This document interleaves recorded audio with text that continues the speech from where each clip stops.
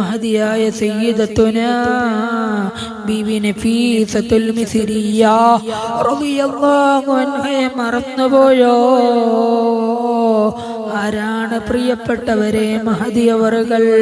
പണ്ടു കാലങ്ങളിൽ നമ്മുടെ നാടുകളിൽ അതാ ഒരു സഹോദരിക്ക് പ്രസവമെടുത്തു എന്നറിഞ്ഞാൽ, പ്രസവ വേദന വന്നു എന്ന് അറിഞ്ഞു കഴിഞ്ഞാൽ നഫീസത്ത് മാല അതാ മന്ത്രിച്ചിട്ട് നഫീസത്ത് മാല അതാ ഓതുന്ന പതിവുണ്ടായിരുന്നു.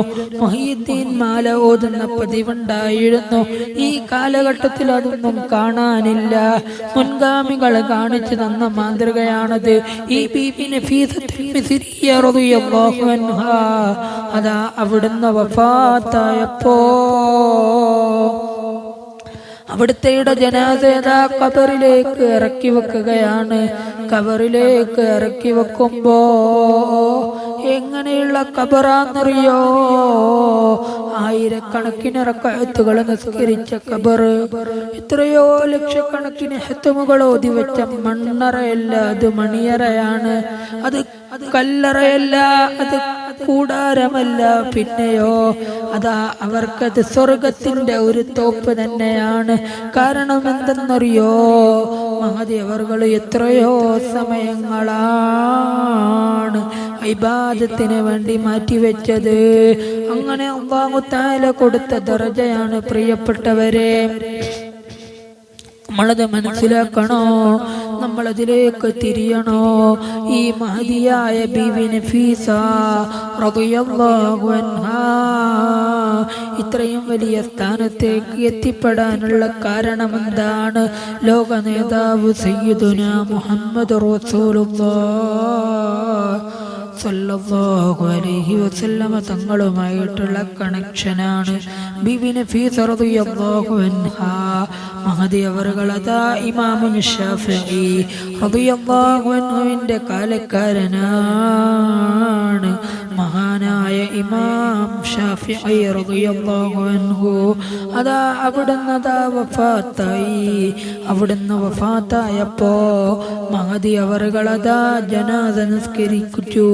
ജനാസ അതാ മഹാനവറുകളുടെ ജനാസ അതാ അവിടെ കൊണ്ടുവന്നിട്ട് അതാ ഈജിപ്തിൽ കൊണ്ടുവന്നിട്ട് മഹാനവറുകളുടെ ജനാസ അതാ നിസ്കരിക്കുമ്പോ ഇമാം ബുവൈത്ത് റളിയല്ലാഹു അൻഹു നേതൃത്വം കൊടുക്കുമ്പോ അതാ മഹദി അവറുകൾ അതാ ഒരു മൂലക്ക് നിന്ന് ഒരു മറയുടെ പിന്നിൽ നിന്ന് നിസ്കരിച്ചു.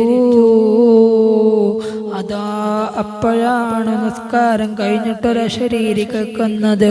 അതാ മുഹമ്മദ് ബിൻ ഇദ്രീസ് ശാഫിഈ റളിയല്ലാഹു അൻഹുവിനെ അല്ലാഹു തആല പുറത്തു കൊടുത്തിട്ടുണ്ട്. എന്തേ കാരണം? അതാ മഹദിയായ ബീവി നഫീസ റളിയല്ലാഹു അൻഹ നിസ്കരിച്ച കാരണം കൊണ്ട് മഹാനായ ശാഫിഈ ഇമാം റളിയല്ലാഹു അൻഹുവിനെ അല്ലാഹു തആല പുറത്തു കൊടുത്തിട്ടുണ്ട്. അതാ എന്നിട്ടോ മറ്റൊരു അശരീരി കേൾക്കുകയാണ്.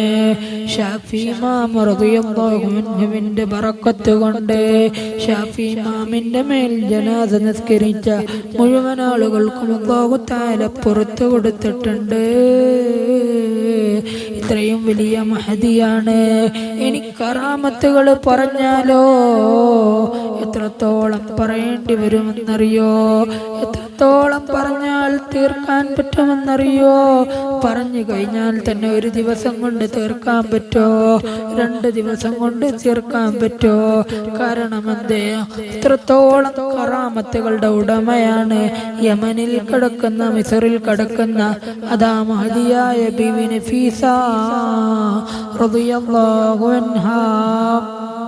പ്രിയപ്പെട്ടവരെ, ഇനി നമ്മൾ നോക്കുമ്പോ നമ്മുടെ മുൻഗാമികൾ മുഴുവനും അവരുടെ സമയം മുഴുവനും ചിലവഴിച്ചത് അല്ലാഹുവിന് പൊരുത്തപ്പെട്ട മേഖലയിലാണ്. അതുകൊണ്ട് തന്നെ അവർക്ക് യാതൊരു വിധത്തിലുള്ള പേടിയുമില്ല. അവിടുന്ന് അതാ മഹാനായ ഇ.കെ. മുഹമ്മദ് ദാരിമി അൽ ഖാദിരി റളിയല്ലാഹു അൻഹു മഹാനവറുകളതാ അവിടുന്ന് ദിക്റിന്റെ ലോകത്ത് വിരാജിച്ച മഹാനാണ്.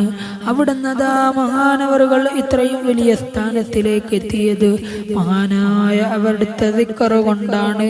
എത്രയോ പേർക്കാണ് ആശയായത്, എത്രയോ പേർക്കാണ് അവലംബമായത്.